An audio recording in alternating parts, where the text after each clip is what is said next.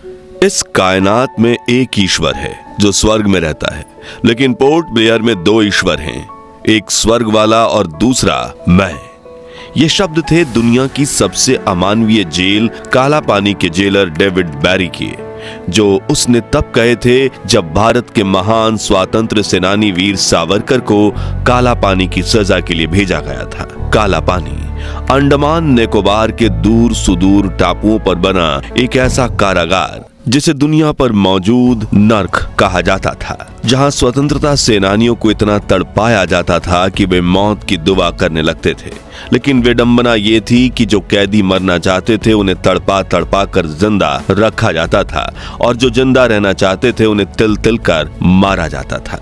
यहाँ कैदियों को इंसान नहीं कठपुतली समझा जाता था, उनसे बेहद अमानवीय व्यवहार किया जाता था। दिन में 18 से 20 घंटे बिना रुके काम करवाया जाता था, और अगर कोई कैदी थक कर बैठ जाता तो उसे कोड़ों से पीट पीट कर अधमरा करके छोड़ दिया जाता था। वहीं जो कैदी अंग्रेजों की यातनाओं से बच जाते थे, वे भूख, बीमारी और इलाज की कमी से दम तोड़ देते थे।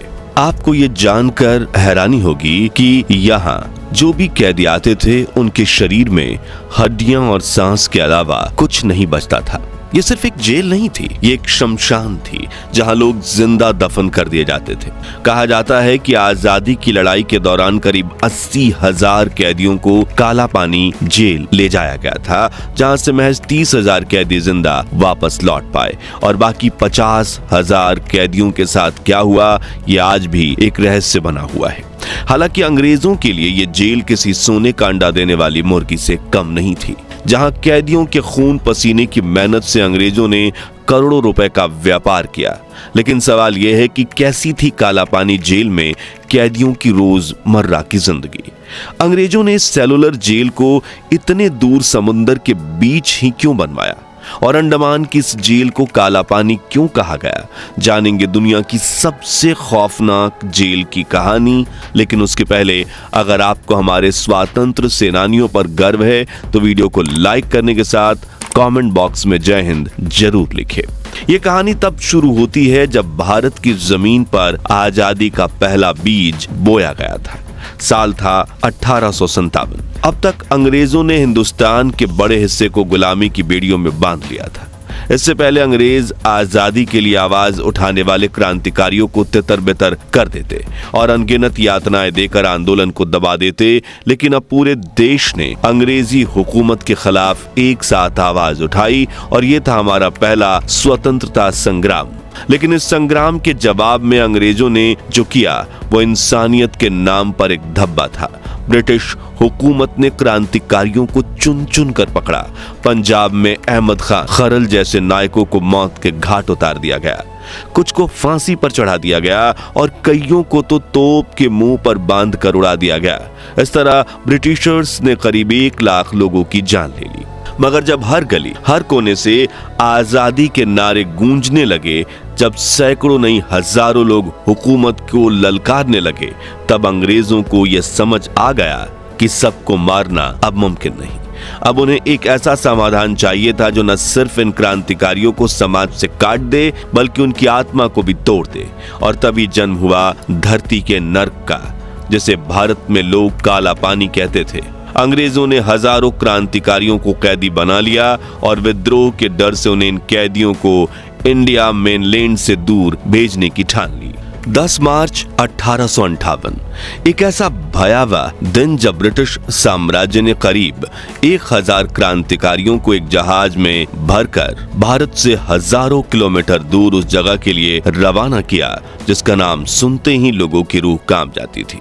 ये जगह थी अंडमान और निकोबार द्वीप। कई दिनों से भूख, प्यास और थकावट से भरे समुद्री सफर के बाद जब ये क्रांतिकारी वहां पहुंचे तो उनके सामने थी एक ऐसी दुनिया जिसे देखकर कईयों की आंखों में आंसू आ गए और दिल में डर समा गया। चारों ओर सिर्फ समंदर, घने जंगल, जहरीले सांप, बिच्छू, मच्छर और बीमारियों का घर, जहां से भागने का कोई रास्ता मौजूद नहीं था। और ये कैद कहलाई काला पानी की सजा। कहा जाता है कि इस सजा से बेहतर तो मौत होती थी, यानी जो इसे देख ले वो कांप जाए और जो इसे भुगते वो मौत से डर ना छोड़ दे।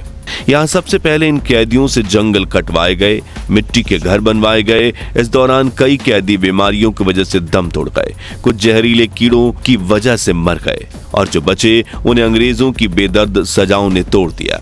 धीरे धीरे जैसे जैसे कैदियों की संख्या बढ़ती गई और अंग्रेजों ने 1896 में एक बड़ी जेल का निर्माण शुरू किया, सेलुलर जेल, जो बाद में पूरे देश में काला पानी जेल के नाम से बदनाम हो गई। लेकिन इसे काला पानी क्यों कहा गया, तो इसके पीछे भी एक दिलचस्प कहानी है। दरअसल उस समय मान्यता थी कि जो व्यक्ति समुद्र पार करता है वो अपने धर्म और जाति से बाहर हो जाता है, यानी समाज से पूरी तरह कट जाता है। इस मान्यता के कारण समुद्र के पानी को काला पानी कहा जाता था और इसी वजह से अंडमान के इस कैद को काले पानी की सजा का नाम मिला। इसे लेकर अंडमान निकोबार की आदिवासी कम्युनिटी में रहने वाले कुछ लोग ये भी बताते हैं कि पहले इस जेल को काला पानी नहीं काल पानी कहा जाता था, जिसमें काल का अर्थ होता था मृत्यु, यानी एक बार जो यहाँ आ जाए उस कैदी का यहाँ से जिंदा लौटना लगभग नामुमकिन था। सेलुलर जेल का निर्माण 1896 में शुरू हुआ था और 10 साल में यानी कि 1906 में इसे पूरा कर लिया गया। लेकिन ये कोई आम जेल नहीं थी। इसकी बनावट ही ऐसी थी कि हर कैदी को अकेले तन्हा रखा जाए ताकि ना कोई बात कर सके और ना ही विद्रोह की योजना बना सके। जेल को 7 बाहों वाली एक साइकिल की तरह बनाया गया, जिसका सेंटर एक ऐसी जगह पर आकर मिलता था। यह डिजाइन इतना चालाक कि जेलर बीच में बने टावर पर खड़ा होकर 7 दिशाओं की निगरानी कर सकता था और यहाँ 1 घंटा लगा हुआ था। यह घंटा किसी भी गड़बड़ी की स्थिति में बाकी अधिकारियों को सतर्क करने के लिए इस्तेमाल होता था। इस टावर के बाहर बनी इन 7 इमारतों को विंग्स कहा जाता है। हर विंग का मुंह दूसरी विंग की दीवार की तरफ था। ये विंग 3 मंजिल की थी, जिसमें कुल 696 सेल बनाए गए। इन्हीं सेल्स की वजह से इसे सेलुलर जेल का नाम मिला। यहाँ एक कैदी की कोठरी से दूसरे कैदी की कोठरी ना दिखाई देती थी और ना ही आवाज जाती थी। यह मानसिक रूप से कैदियों को तोड़ने की एक योजना थी ताकि वे अकेलेपन, डर और यातना में घुट-घुट कर मर जाएं। कैदियों के सेल्स यानी कोठरी सिर्फ 4.5 फीट चौड़ी और 13.5 फीट लंबी थी। इतनी छोटी कि कोई कैदी इसमें ठीक से खड़ा भी नहीं हो सकता था और न आराम से लेट सकता है। इन सेल्स में 9 फीट की ऊंचाई पर खिड़कियां लगाई गई थी ताकि थोड़ी सी हवा और रोशनी अंदर आ सके। अब आप सोचेंगे कि इतनी ऊंचाई से तो कैदी जेल से भाग सकते थे ना, तो इसका जवाब है बिल्कुल नहीं, बल्कि मगरमच्छों से भरे समुद्र के बीच इस जेल की मुख्य दीवारें भी छोटी रखी गई थी, जिसे लेकर अंग्रेजों का इरादा साफ था कि अगर कोई कैदी खिड़की से निकलकर दीवार फांदने की कोशिश भी करे तो चारों ओर फैला अथाह समुद्र देखकर डर के मारे खुद ही लौट आए और गुलामी की उस बेबसी को जीने पर मजबूर हो जाए। अब बात करें काला पानी जेल में कैदियों की रोजमर्रा की जिंदगी कैसी थी और क्यों इसे धरती पर मौजूद नर्क कहा जाता था। तो सुबह होते ही अंग्रेजों के अमानवीय अत्याचारों की शुरुआत हो जाती। हर कैदी से बैल की तरह कोलू में जोत कर दिन भर तेल निकलवाया जाता था। किसी को 10 लीटर तो किसी को 20 लीटर तेल निकालने का टारगेट दिया जाता। नारियल से 4 किलो रस निकालना भी इस यातना का हिस्सा था। अगर कोई कैदी अपना लक्ष्य पूरा न कर पाए तो शाम को उसे हथकड़ियों से बांधकर उल्टा लटका दिया जाता था। कोड़ों की बरसात अलग से होती थी और ये सब उस भारत माँ के सपूतों के साथ जिनका कसूर बस इतना था कि वे गुलामी से इनकार कर चुके थे। दिन भर की इन अमानवीय यातनाओं के बाद जब खाना परोसा जाता तो वो भोजन नहीं, एक और सजा होता। हरे रंग के सड़े हुए पानी में तैरते हुए पत्ते और कीड़ों से भरी दाल कैदियों को दी जाती थी। ना खाओ तो भूख से मर जाओ और खा लो तो बीमारी से तड़पते रहो। नहाने की कोई व्यवस्था नहीं थी। महीने बीत जाते थे और शरीर की दुर्गंध आती थी। जख्मों में कीड़े पड़ जाते और पीने का पानी इतना दूषित होता था कि उसको पीकर कैदी बीमार पड़ जाते और फिर चुपचाप मौत की आगोश में चले गए। रात का हाल इससे भी बुरा था। न बिस्तर न रजाई, सिर्फ ठंडी पत्थर की जमीन जिस पर सोना किसी सजा से कम नहीं था। कैदियों को हर सेल में 2 बर्तन दिए जाते, एक पीने के पानी के लिए और दूसरा शौच के लिए। लेकिन शौच का बर्तन इतना छोटा होता कि उसमें सब कुछ समा नहीं पाता और जो गंदगी बाहर बहती उसी में कैदी को सोना पड़ता। सोचिए वो रात कैसी होगी जब शरीर में हिम्मत बची ना हो और आत्मा भी हार मान चुकी हो। और अब जैसे तैसे कैदी 2-4 घंटे की नींद ले पाता, तभी मुख्य टावर की घंटी बजती कि सुबह हो गई है, लेकिन ये सुबह उजाले की नहीं होती, फिर एक और अंधेरी यातना के नाम होती। वही कोलू, वही तड़प, वही गंदा खाना, वही जीने का संघर्ष। इसलिए काला पानी की सजा को धरती का नर्क कहा जाता था, जहां मौत एक राहत होती थी और जिंदा रहना सबसे बड़ी सजा। दोस्तों, 20वीं सदी की शुरुआत में भारत की आजादी की लड़ाई ने ऐसा रुख ले लिया कि हर दूसरा दिन ब्रिटिश हुकूमत के लिए एक नई चुनौती बन जाता। क्रांतिकारी हर मोर्चे पर अंग्रेजों की जड़ें हिलाने लगे थे। ऐसे में जिन क्रांतिकारियों से अंग्रेजों को सबसे ज्यादा खतरा महसूस होता, जिन्हें देखकर उन्हें अपनी सत्ता डगमगाती दिखती, उन्हें पकड़कर कड़े मुकदमे के बाद सीधा काला पानी भेज दिया जाता और वहां उनका जो हश्र होता वो नर्क से भी बदतर था। इन्हीं महान क्रांतिकारियों में एक नाम था विनायक दामोदर दास सावरकर का।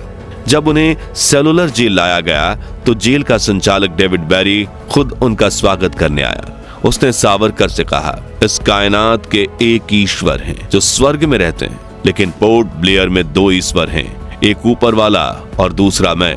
और फिर जेल की दीवारों की तरफ इशारा करते हुए बोला, ये दीवारें देख रहे हो, ये जानबूझकर नीचे रखी गई हैं ताकि कोई अगर भागने की हिम्मत करे तो चारों तरफ फैले हजारों मील लंबे समंदर को देखकर खुद ही वापस लौट आए। यहाँ से भागना असंभव है।